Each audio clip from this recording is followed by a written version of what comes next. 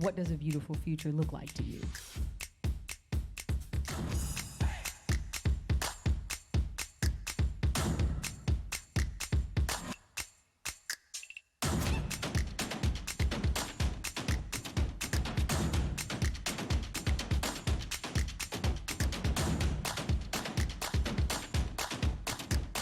You can flip a negative mood on its head. This was a talk that was all over the place, but then New York, you are all over the place. There are experiences that you just don't get anywhere else.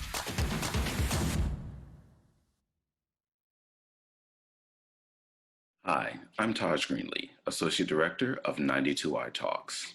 It's my pleasure to welcome you to today's event, Netflix's Emmy-nominated Somebody Feed Phil Rosenthal in conversation with Judy Gold. Somebody Feed Phil, which is in its third season, continues to follow Phil, who's best known for creating Everybody Loves Raymond and his ongoing world tour of culinary and cultural exploration and hilarity. And don't forget, our moderator, Judy Gold, will be back here at the 92nd Street Y with Rosie O'Donnell on July 28th to discuss her book, Yes, I Can Say That. And now, here's the trailer for Somebody Feed Phil, and when we return, please enjoy our talk with Phil Rosenthal in conversation with Judy Gold. Thanks for coming. Life decisions. Pizza or taco? These are my life decisions, dude. This is like world's best sandwich. Cheers. Hello, people! Aww. Come next time with your wife. Nope. I've never seen anything like this in my life. An oyster mustache? Hey, you know what's good? Pigeon pie.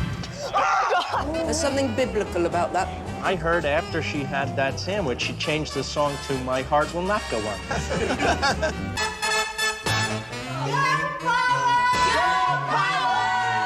I'm going to rename the show Insatiable. This should have been our wedding cake. Renew your vows. Seek out families and eat with the families. I'm telling you, that's where the magic is. What would your last meal be? It would revolve around childhood favorites. We should complete the cycle. You want to be breastfed as you go out. Thanks for ruining this whole premise. Your hair looks beautiful. I was talking to Dad.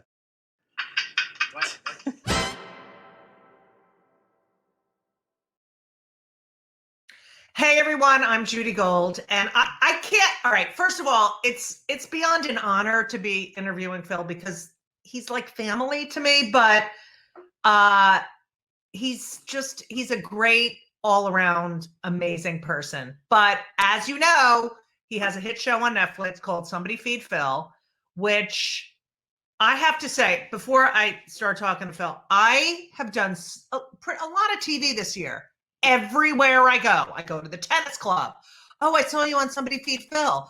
It's like people know me from that more than my 35 plus years of performing. So, ladies and gentlemen, the incredible Phil Rosenthal. Wow. Judy Gold, everybody. Let's give it up for Judy Gold. The applause is deafening. The what? The applause is deafening.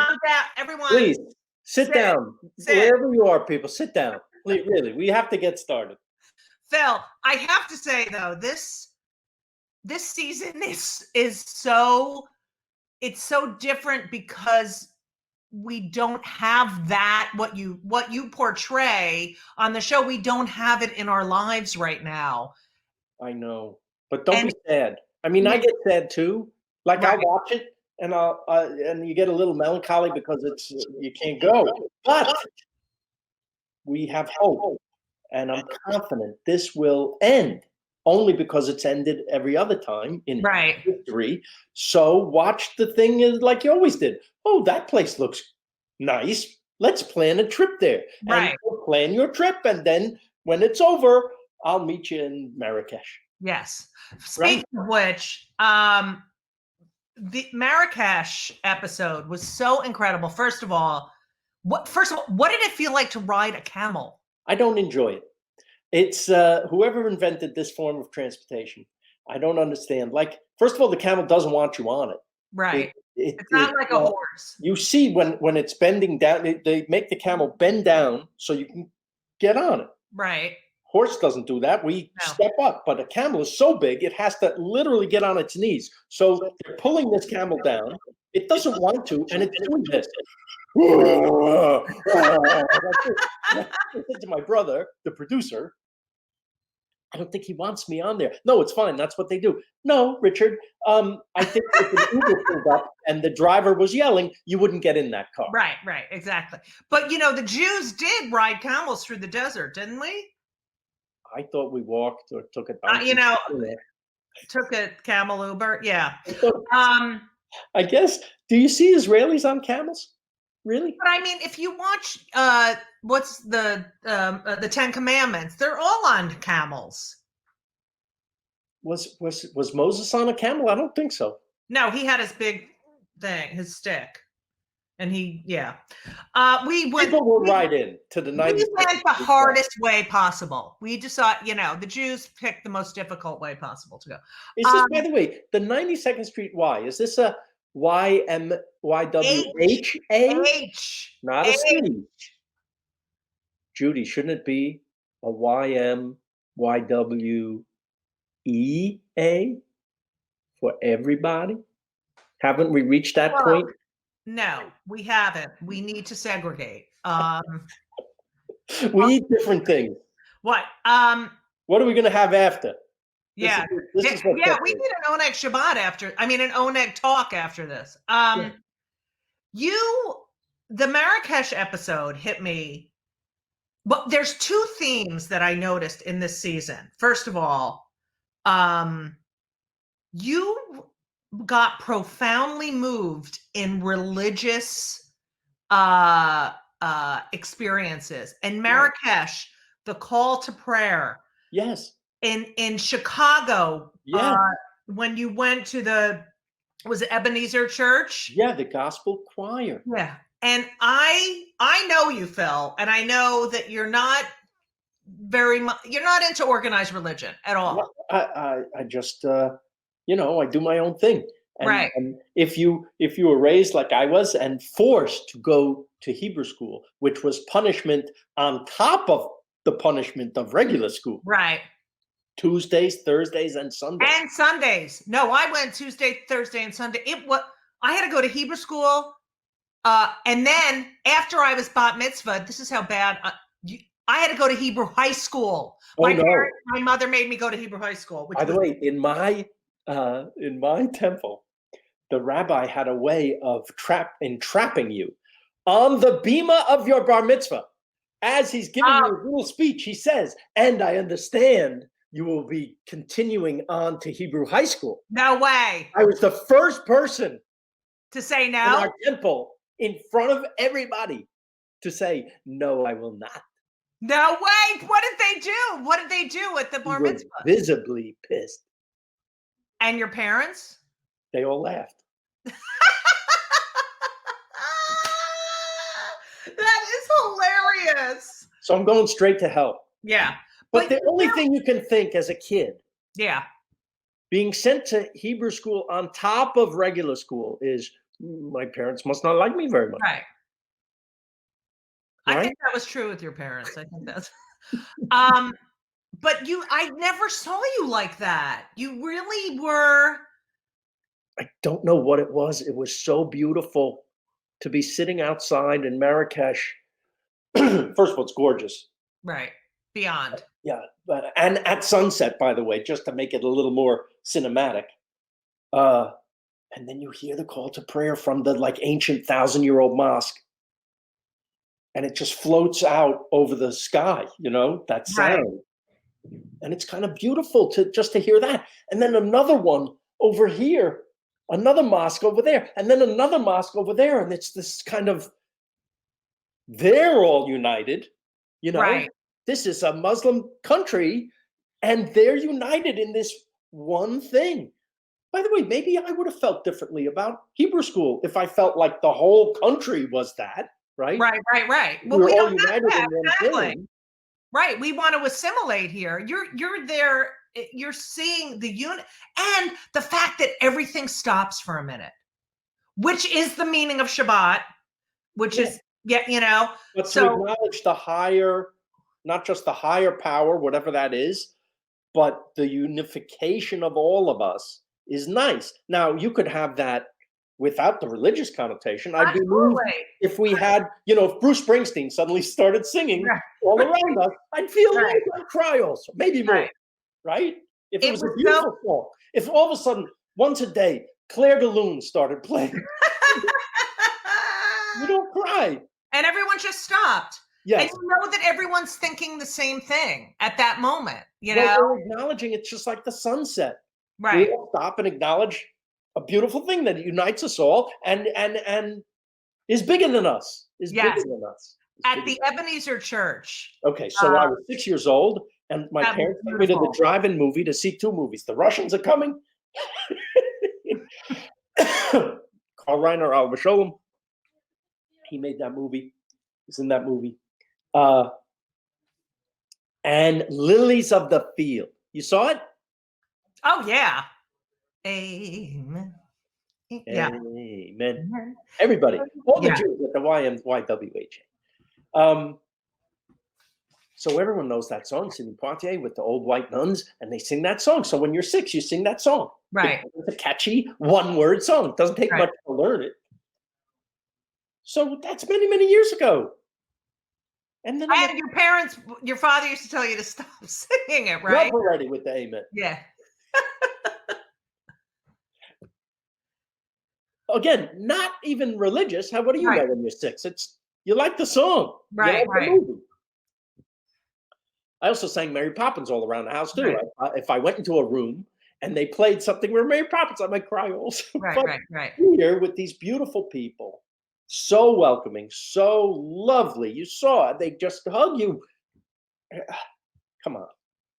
And then they sang that, and it was a direct main line into childhood, into the connectiveness of the music, right? And the way they're united. That's why every hymn and every prayer, it has a musicality, because that connects us more. Right.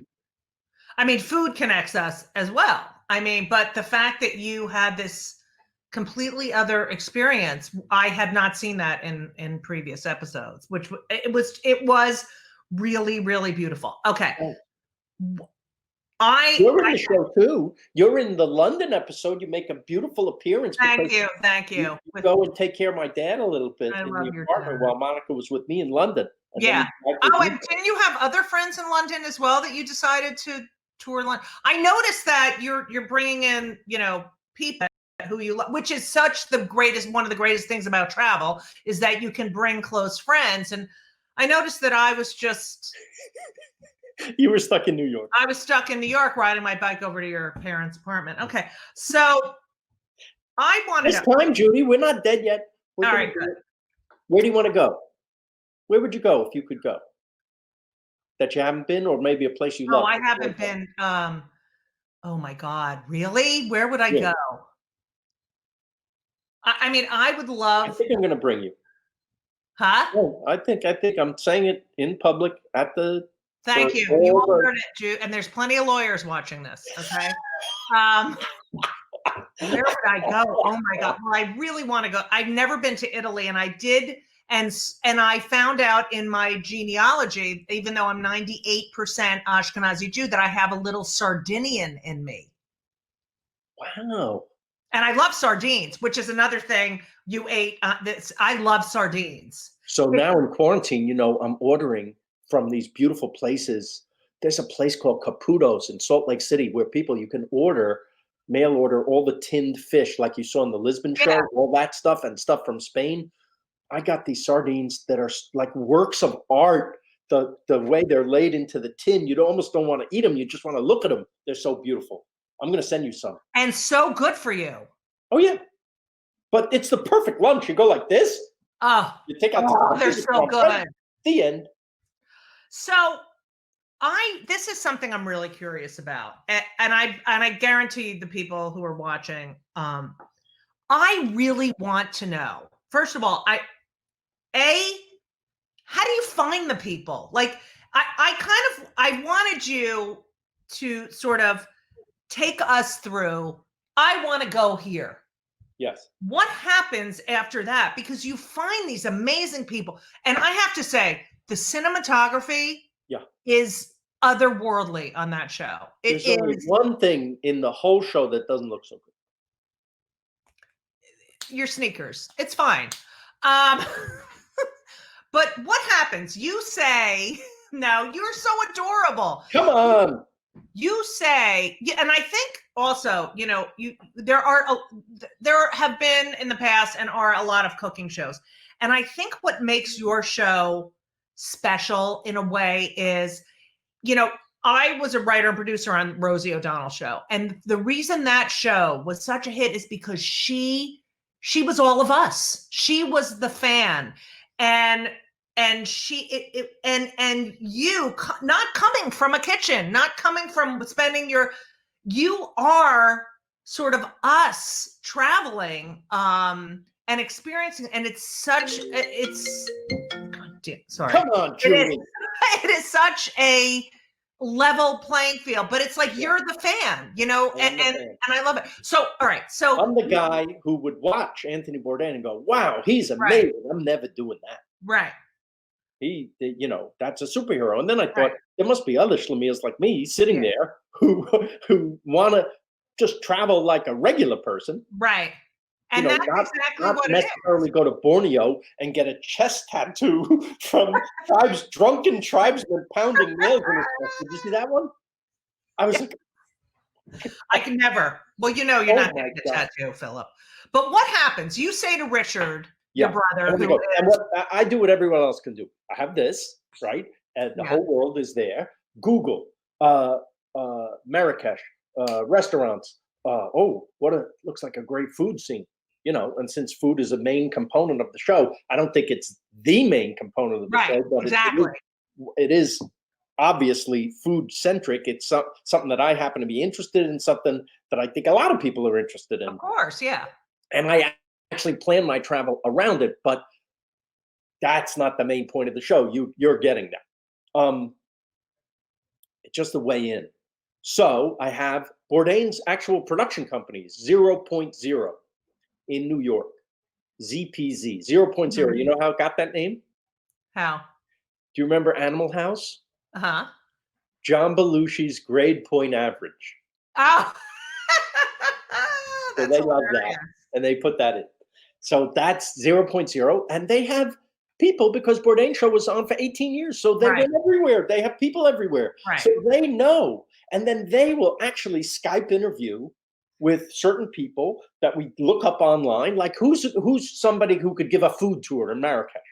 Well, let's see what they're like. And they'll Skype. I don't want to Skype with them because I want to meet them. Right. You want it to be organic. Right. So there's no acting, there's no fake nonsense, but there is research. And we're actually making sure that we're setting ourselves up for success by, now not everything works no matter what you do. Right. But more often than not, these places and people have been vetted, and listen, you could go on Yelp and say, oh, I want the most wonderful place in Paris to eat. And then you get to Paris and a chef will go, that's right. Exactly. I'll take you. Right. And we leave room in the schedule for that. That's very important. Have you ever not hit it off with someone or filmed something and said, we can't use this? Yes. Yes, because there was no chemistry. Is that? There's never been like a hostile anything. Right. That's there. Maybe they felt that way towards me, but I don't. Right. Never felt that way towards them. But some things just work better than others, and you're seeing a week's worth of filming condensed into less than an hour. So, everybody thinks I eat that much, also. Right. But again, you're seeing a week's worth of eating condensed into 45 minutes. The other thing is, you know how they make a dog food commercial? What, how? They don't feed the dog until the commercial. Right. So I'm the dog. So you starve before you. Yeah, I want to be excited when the food comes, because I did a sample version of this show once. Right. For American Express, and they booked us into 27 restaurants in a week. 27. That's more than breakfast, lunch, and dinner every day. Right. And they were all fancy schmancy, 4-star, white tablecloth meals. And when the food would come after the second day, you would go, oh no. And you want to go, oh yeah, when the food comes. Not, oh no.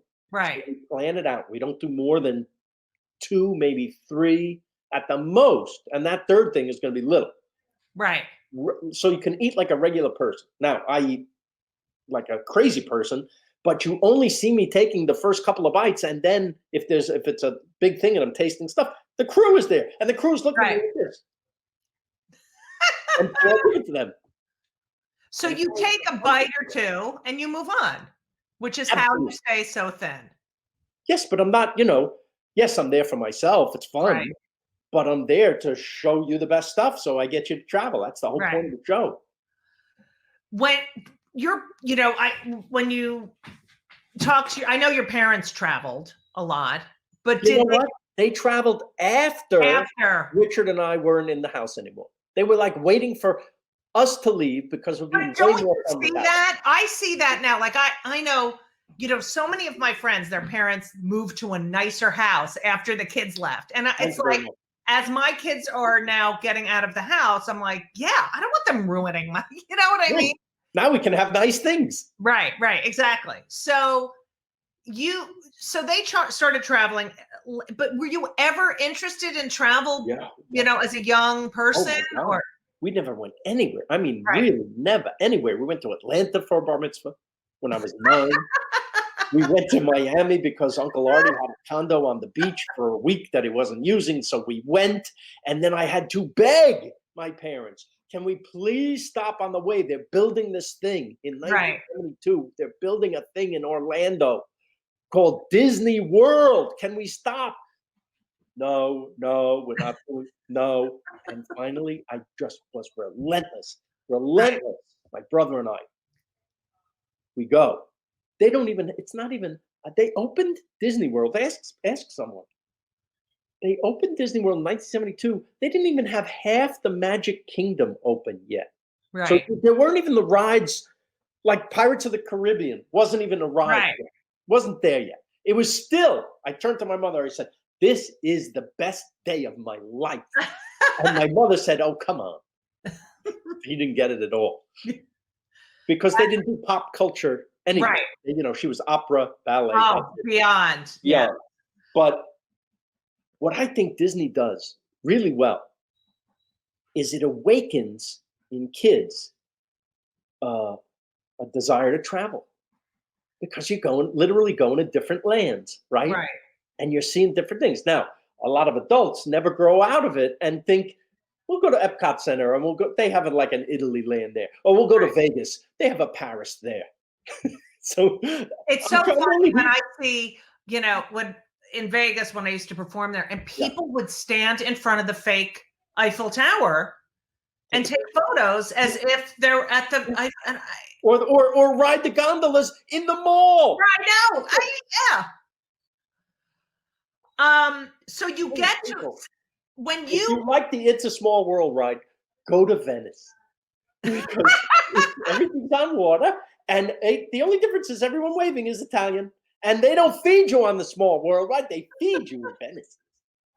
When you get to, say, Marrakesh, say, Venice, Seoul, this season you went to London, Marrakesh, Chicago, Montreal, and Seoul. Okay. Yes. You get there. Do you give yourself a day to settle in, to, sometimes does the crew go before you to take, there's a lot of B-roll. Does the crew go before you? I think I go before them to acclimate. Okay.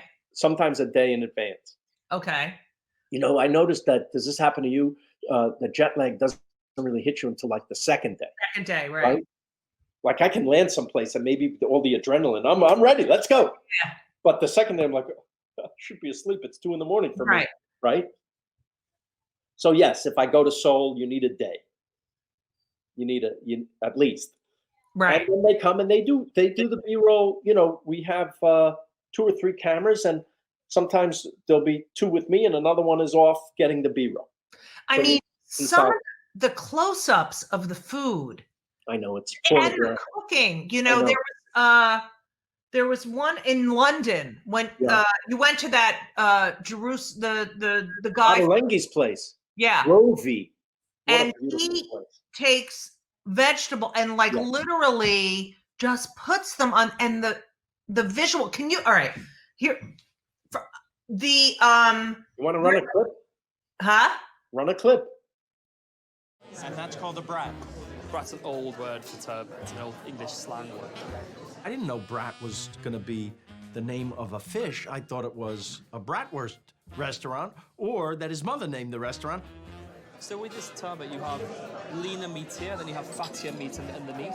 You also have these crispy edges on the side, which are like, kind of crackling, like pork crackling. You tried the fish?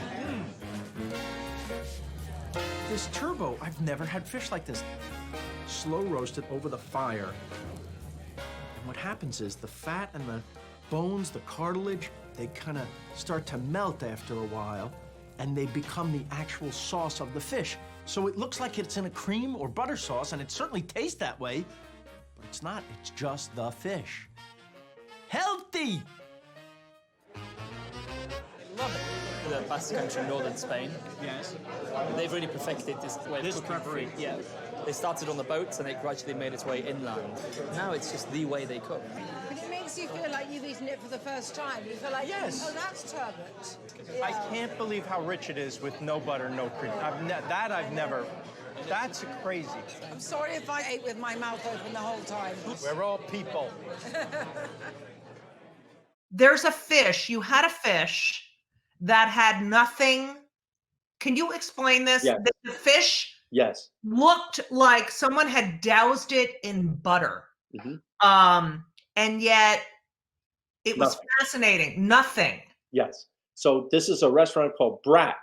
And I thought Brat was like the chef's mother must have named the restaurant or a bratwurst restaurant. I had no idea. And I show up and there's Nigella Lawson, beautiful. And she's my dinner companion, and she wanted to go here. That's why we went. Right. I said, we'll go anywhere you want to go. And she picked this place in East London, and it's a hot spot now. A brat is a slang term for some sort of fish. A turbo. Okay. They call it turbot, but it's a turbo. And they put it in this kind of wire grill thing. Right. And you can flip over. And they put that on a grill, right? So it holds the fish like this, and they grill it now, and they slow roast it over this fire. What that does is it melts the fat and the cartilage bones in the fish. If you do it just right, that seeps through to the outside of the fish and creates its own sauce. It's a genius thing, and you would swear, yes, not just that it looks like it's been bathed in butter, but it actually tastes that. So did they flip it constantly? Is this a labor-intensive thing? I think they must, so it doesn't get too done on one side. And there's an art to like coaxing this thing out to the surface, right? Right. Some restaurant in New York or LA should start doing this because it's, first of all, healthy. You're not eating anything other than the stuff, right? So it's great. You ate. I have never, and sorry for all the Jews who are kosher, but that oyster, you ate an oyster. Now, on watching it, it looked like it was a foot long, what? Wow. And this is the true magic, I think, this dish. You. It looks like the world's biggest oyster. Is that one oyster? Yes. Wow. This is real. How old are these oysters? 14 years old, we think. What? About 12 to 14 years. Amazing. So you go, open it up. Really? Wow, look at this. This is the biggest thing I've ever seen. This is like, these oysters come from Jurassic Park. That's one oyster. What have you done to it? So first we steamed it in the shell. Yes. Then we've taken it out, then we've cooked it on the grill really quickly over the fire. Yes. Then we've carved it because it's such a big piece. And it's got a little bit of smoked butter and some grilled oil on top.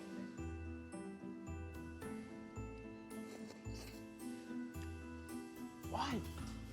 Come on. I love them. How do you not love them? I would eat another one. There we go, fella. Beautiful. It's so good.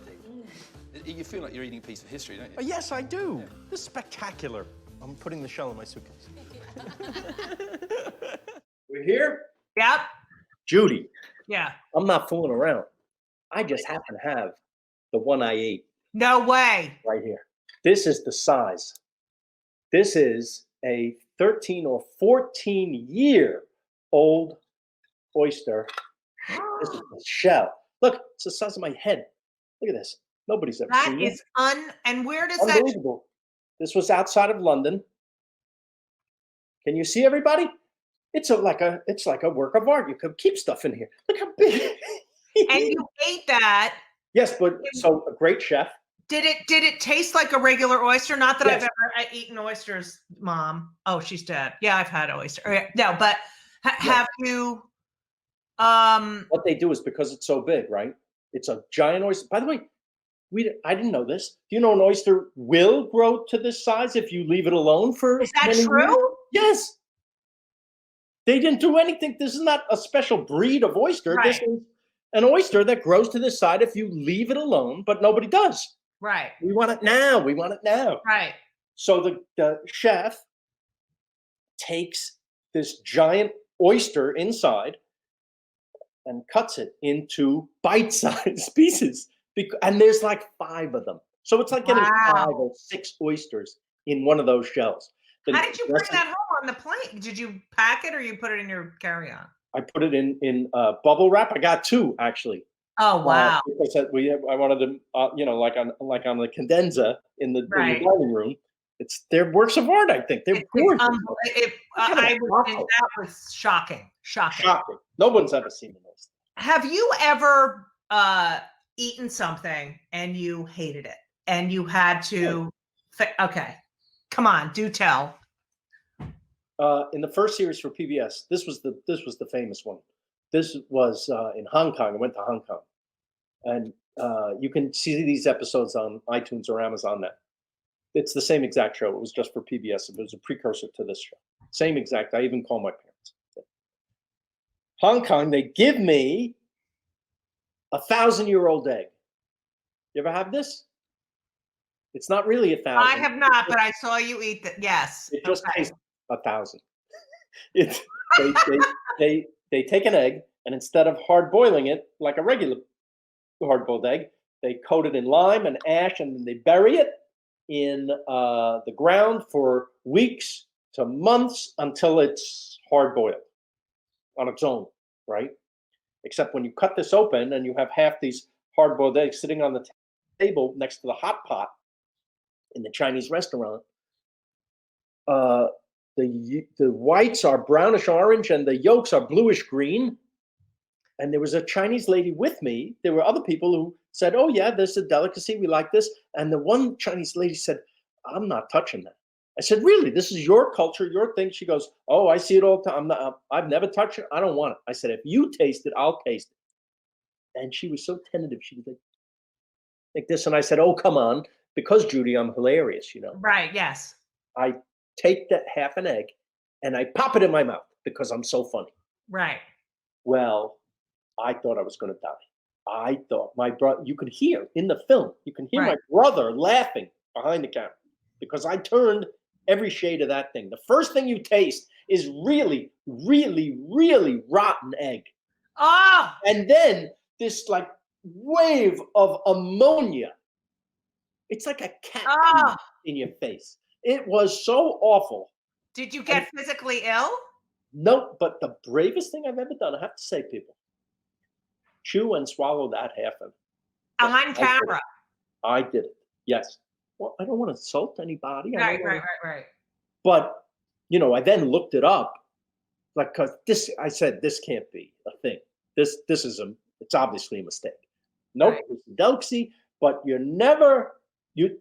there's a hot pot, a big bubbling hot pot for the group with all kinds of meat and vegetables and all kinds of spices and everything. And you're supposed to take this egg and just shave a tiny bit into the hot pot. Not pop the whole thing. I'm a moron. I'm a moron. You can put it on the Seder plate, I bet.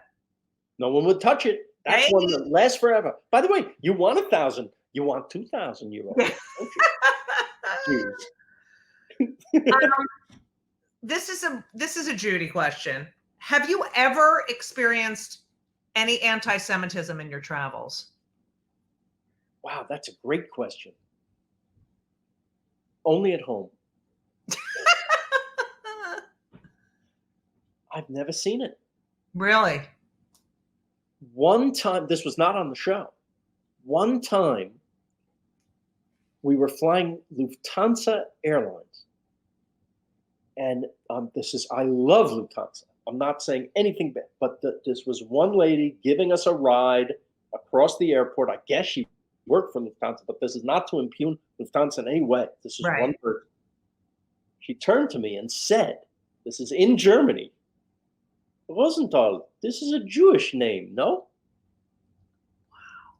I said, yeah. I said, is that okay? And she said, oh, yeah. But that was. But you got that, you felt. Well, because I was in Germany. Right. And because of my parents' history and because, I don't know, who asks that? Yeah, I mean, exactly. This is something that minorities deal with all the time. Oh, exactly. I mean, we can at least pass, barely, you and me. But, imagine what other people, that's nothing compared to what. Right, exactly. Speaking of your parents, your lovely, wonderful mother recently passed. And, you called your parents wherever you went, which is so Jewy. It is, but it's also, you know what else it is? It's the modern day equivalent of the postcard. Right. Yeah. And by the way, I'm not stupid. They're funny. They're hilarious. They are hilarious. Them, right? I mean, I know you incorporate your mom into your. Oh yeah, and she's not here anymore. But yeah, I still do jokes about my mother. Whose idea was that to do that? I was in Russia and I made a movie exporting Raymond. Yes. About taking Raymond over there. They wanted to make Everybody Loves Kostya. Right. So I go there and I help them, provided that I could film the whole thing. Right. So the whole time I was asking when I was there, can I get in and see a real family? Because the show, Raymond, is about a real family. Right. And they weren't part of my problem. They weren't trying to adapt. It was, they were very presentational and not real, like not believable even. They like everything kind of showy and, over the top. Right. Because that's entertainment to them. The attitude is real life is terrible. Why would we show that on television, right? So I just wanted to go to a real family's house because maybe I didn't know. Maybe real families act this way. I didn't know. Right. So I finally got in and I'm talking at the table to a couple of the grandparents and I'm asking them things like, do you use the computer? Oh yeah, we know. Really? You know how? Because where I'm from, my parents, it's another world. You can do it? Yes. You know how to Skype? Yes. Let's call my parents. And the Russian family, the Russian grandparents got them. Now, thank God, the time difference, my parents just happened to be home, happened to be up, and they got on. This is the best scene in the movie. If you watch the movie, the whole movie is worth this scene. Right. Because here's my mom. Not very Skype friendly at that point, right? The whole thing is like this. Are you there? I see you. The whole movie is this. Yes, because and she thinks she has to get this close because she has to talk into wherever the microphone. Can you hear me?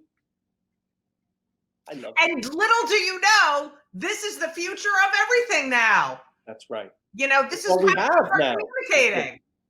That's what we have is this. Yes, exactly. You're a trendsetter. Yeah, that was 10 years ago. That's unbelievable. Yeah. How do you think the show has evolved over each season? Because it's definitely see this not well, but you must have.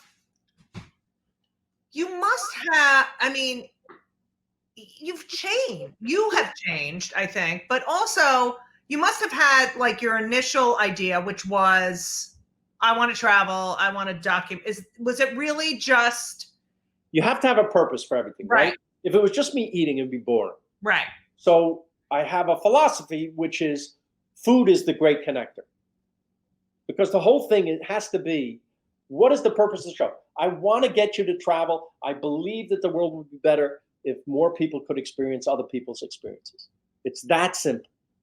And if the way in for me, all I have is my background as a comedy writer, if I can make you laugh a tiny bit, right? So Right. for me, food is the great connector, and then laughs are the cement. Right. Like if you and I go to lunch, we can have a nice lunch. But Hopefully the food is yes. good, but if we laugh, we're going to want to have lunch again. Right. Right? Which is why, Judy, I always want to eat with you. I love eating with you. Because you're the funniest. You are. No, you. And then, and then what else is there to do? You can't just go food. So, oh my God, look at the architecture. It's gorgeous. Oh my God, there's a cultural thing going on that we don't have. Look at this great charitable thing that they're doing. Right. Look at Project SOAR, for example, in Marrakesh. Mm-hmm. The woman, half Iranian, half New York. Oh, that was beautiful. She has these girls because in a Muslim country, the girls aren't as empowered naturally. Right. Or educated. Yeah. So here are teenage girls who I exceed in physics and math and right, science. And they love doing it. They don't take it for granted. Like American kids who are like, wow, I got to take physics this year. Right? They're like, physics. It's so they run the world. Yeah. And that's what's thrilling to see. And they have a power chant, which I love. Right. It was gorgeous to see. And it's just, we take so much for granted here. And you go to these places with people who don't have what we have. Yeah. And we're so immature about it. I also, by the way, you did ask me where I'd want to go. I am Hungarian and I am from Budapest. So, and I've never been. Let's go there. Let's go there. I mean, and Prague, you got to see Prague. Oh, that's what Elisa says all the time. You have to go to Prague. I haven't been there yet, but you ever watch Amadeus? Yes. They were able to film 17th century Europe in Prague because it's still that. Yes. So we need to go there. Okay, we're going. You all heard it, everyone. What are some of the most ridiculous? Now I know this. All right. So as a stand-up, people will come up to me after a show and they think they can say whatever they want because it's such a personal art form that they think they know you. They think that, okay, we're going to share, you shared your most intimate secrets and details of your life. I'm going to now do that with you. And your show sort of has a little bit of that intimacy and just, when you eat something that you love and you're like, oh my God, it's so intoxicating in a way. What are some of the most ridiculous? I mean, I know you get a lot of feedback, but you're so likable. I wonder what do you get from people? What are the comments that you usually have to deal with? I can't even tell you because they're so beautiful that I'll cry thinking about them. The love that I'm trying to put out, I'm getting back times 100. Right. So gorgeous. And, nowadays, if you're on Instagram, there's DMs. And it's even more open than Twitter, which is, you need to subscribe to them for them to, right? But DMs on Instagram, I love connecting with the people. And there's so many that I can send the heart, that lets you know I saw it and I love you. That's it. And I'm talking about thousands. I can't even keep up. It's so nice. And please don't stop, people, because I love it. Once in a great while, there'll be something so shockingly negative that it blows it actually, because I'm a Jew, that's all I think about the rest of the day. So that's like, why are you sad? Somebody said this. I don't know how they could think this. It's the opposite of what I'm trying to do. Well, how could they think anything other than I'm trying to show diversity and think? And someone was so insulted. So I made a horrible mistake. I apologized. So Monica says, you engaged? Yeah. This is the worst thing apparently that you can do with somebody who's after you.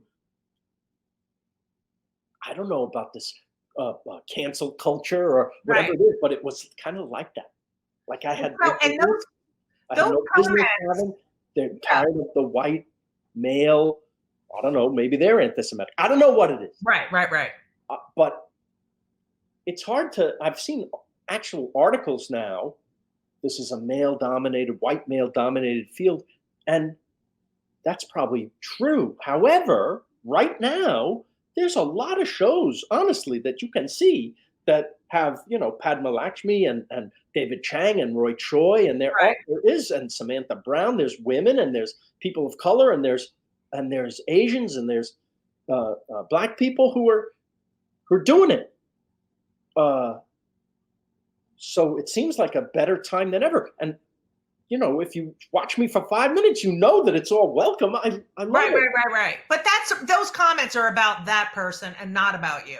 Well, I have to learn that, Judy. I don't know. It seems like it's about me if they're saying. Yeah, I know, but it's always you did this wrong, and you should have had this dish because this dish represents American imperialism in Korea. I don't know what it was. But it's so interesting because you look at that just a bad Yelp review, a bad TripAdvisor thing can bring a restaurant down. Can because someone's miserable and had a terrible day and they brought their dog and they didn't let the dog sit outside, and they give them one. I mean, it's this. But here's the problem. Yeah.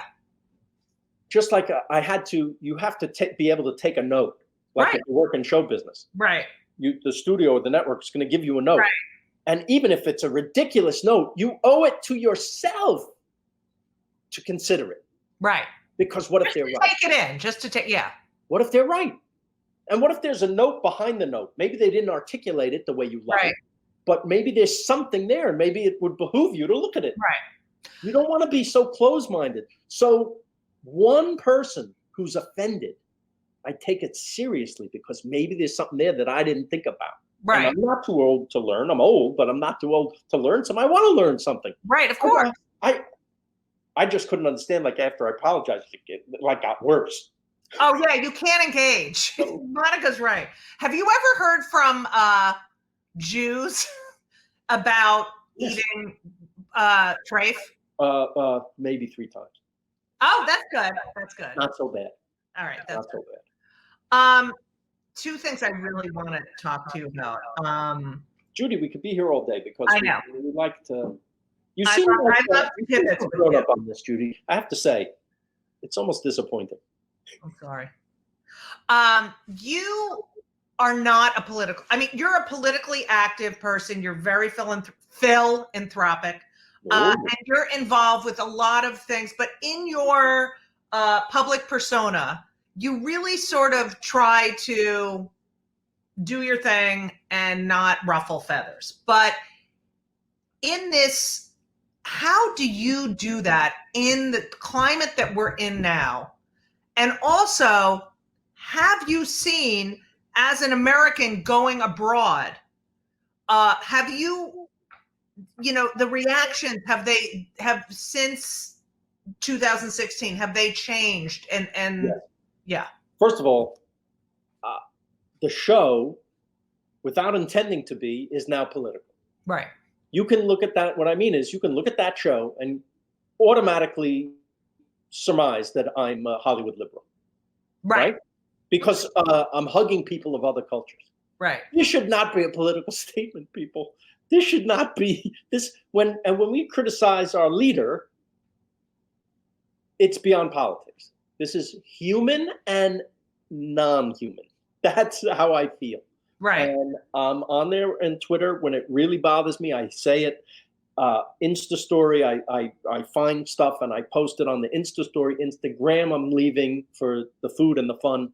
And but there, if you really want to follow me, you'll know who I am, and you'll know that, because to not say something is bad too. Right. You have to, because I don't want anyone to think that I go through the world condoning what's happening. We're in bad shape in many ways, and I'm going to campaign for Mr. Biden as hard as I can.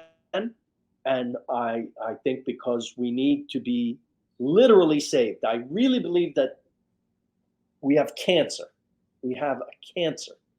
And it's doing to the nation what cancer would do to your body. It's weakening. I agree. And we can't, like the body can't move forward with anything else because it's fighting cancer. Right. So we must beat cancer. And even when we beat it, we're going to be needing to rebuild the body. And always check and always get annual checkups. And, you know, is this happening again? It's, you know. I wanted to make a video. I made a video that's out there if you want to see it. It's called "We Stand Behind the President." I made it with the Atlantic magazine. Oh yes, I saw that. It's very good. And it's everyone who literally stands behind this president, right? While he says the stupidest, hateful stuff, right? And we zoom in on their faces. Who are these people? How can they stand behind? Have in your travels have people said? Yes. You know, so what I find is, I don't think most people are laughing at us. I don't think most people hate us. America, the idea of America has always been, when I've traveled, like especially my first trip to Italy in 1983, I remember they took me to the bakery. These friends that I made, they worked in a bakery. I met them on the train on the way. And they said, you have to come to the bakery. So I come to the bakery and I meet the father. And he hugs me. He says, American, John Wayne. Like he just loved it. And then he sat me down and he fed me. And everyone from the neighborhood heard there was an American boy. 1983, this is not so long ago. And they all brought me their stuff to try. The idea of America as the savior of the world, as the ideal place where anything is possible, where people live the human dream of freedom, you know, and what that means, and how precious it is to the world as a beacon, right? And a place you could go if things got bad. So they look at us and they share with many of us this profound sadness. Yeah. And this profound, we must win. You'll come back. We know it's possible. You know, now we're all united in disease. Right. Now everyone you talk to, they're having to Skype everywhere. Right. Right. Do you think that? How do you think this pandemic is going to affect I know you have some other episodes that are already in the bag. Yes. They're coming in either the fall or the winter, people. We shot 5 more, and we got in just under the wire. We finished in mid-January. Yeah.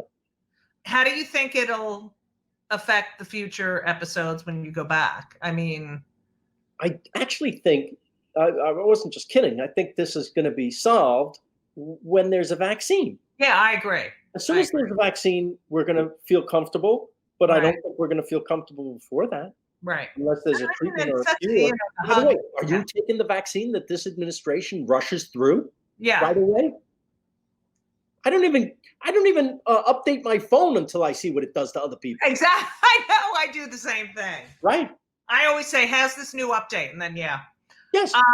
Do you think this administration is going to be honest with us? That no, I don't think they're honest at all about it. I mean, it's mind-boggling. It's just mind-boggling what's going on here. It's just, it's so upsetting. And this, you know, you realize, you know, I always said that, you know, when you work on a TV show, however people get along really comes from the top, right? It really, and you see how his personality and negativity and entitlement and has seeped into this, like people are really not nice to each other. Like that's what's so upsetting, you know, is that you don't have to be mean. You can be contrary, but you don't have to be mean. You don't have to agree with everything I say, but you don't have to be nasty about it. And as a comedian, I noticed if you do a Trump joke, the Trump supporters then hate you for the rest of your set. It's never been like that. Satire is is part of American culture, a huge part of American culture, and free speech, and yet every president has been fodder. Every president from, and by the way, it was a Republican presidential candidate who said we are striving towards a kinder, gentler nation. Right. That wasn't a Democrat who said that. Right. So I'm all for that. Yeah. Shouldn't that be the new Democratic? Yeah, exactly. Before we go, I just wanted to pay homage to Carl Reiner. There was, I don't think, I know that you knew Carl and you know Norman, and you're in the group, okay? But the thing about Carl Reiner that was so amazing was that he let other people shine. There's so few comedians who are able to share the stage or say, you know what, you take that joke. Yes. Which, I mean, you did for Ray. You created this amazing show for him. What do you think it means that, is this sort of that generosity on stage is that a dead? I mean, in our TikTok and, this is 1 minute long and that's going to make me a star. Are the Carl Reiners and the, Norman Lears and, what's his name? Sid Caesar and all those guys, Mel Brooks. Is that a lost art, you think? In a way, yes, because they won't be here forever, but none of us will be here forever. Right. And their influence will be felt. Their legacy is who they influenced. And luckily for us, their legacy is recorded so you can visit. Yeah, that's true. At any time, right? Yeah. But Carl was an absolute prince. And it's not that he didn't have an ego. He did. He wanted to get his work out there and he wanted it to be seen. He kept writing books in his next to his bedroom. He had an office set up with a guy in there who was helping him assemble books, and he did that. I think it helped keep him alive the last 98 years. Yeah. Right? And by the way, heard the way he went. This is actually lovely. He was having dinner with Mel, as they did every night. Mel comes over to the house and they have dinner with the TV trays and they watch movies. I said, "What do you watch?" He said, "We look for movies that have the word secure the perimeter in them." And he got up to go to the bathroom, and his aide is there, his assistant, who brings them the dinner and helps them. And she was escorting him to the restroom, and he said, "I feel a little faint." And he just started to just go down a little bit, and she very gently lowered him, and he was gone. That was it. His last words were, "I feel a little faint." Wow, what a way to go! That's, other than your sleep. Yeah. It's very peaceful, right? And fitting for him, a very gentle gentleman. I call him a gentleman genius because he was. I would have lunch with him at least once a month for 25 years. I guess that's a lot, right? Yeah. You don't even realize. But one of the things I delighted in was bringing people right for lunch. It was like bringing them to see, a national monument. Right. And it was just, he was always so gracious and so great. And the stories that he remembered well into his 90s, he would tell you stories that were, and then he would be funny. We were all out to dinner, all the surviving writers of Sid Caesar and other comedians from today and I organized this dinner in a back room of a restaurant, and Carl clinks his glass. Paul Reiser just reminded me of this. He was there. Carl clinks his glass. Everybody stops talking. It was like 30 people. And he goes, "I think we're going to need a new word for vagina because the one we have isn't working very well." He wanted people to pitch. That's so funny. funny. Oh, Now we God. get a letter. How could you curse on the YM? Oh, my God. But vagina How is could you not a say- curse. Whatever. It's not a curse. Of course not. Phil, I can't thank you enough. I can't thank you enough, Judy. Your Come show, over. it's like so Hamish show like you. Judy, can't you, when are you going to fly? Are you not going to fly until there's a vaccine? Well, I flew to take Ben to college. How was that? Not good. I mean, Delta was excellent. American was not good. You know, the boarding and the deboarding, everyone's on top of each other. You know, I had a mask, a face shield, gloves, wipes. Hazmat suit. Yeah, pretty much. But other people no mask on a crowded plane? You know, they sit in the airport. I don't understand. Why do people think if you put your mask on your chin, no. Or if you hold it in your hand, that doesn't mean you're wearing a mask, you know? Oh, no. It's ridiculous. Boy. People, wear a mask. Come on. Wear a mask. And don't do this. I know, right?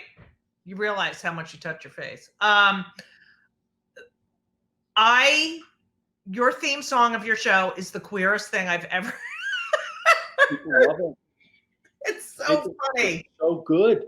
It's so catchy, isn't it? I know. Can we plug Lake Street Dive is the name. Lake Street Dive. If I had a sitcom, that would be, yes. Their albums are so good. I want you to go download some of their music.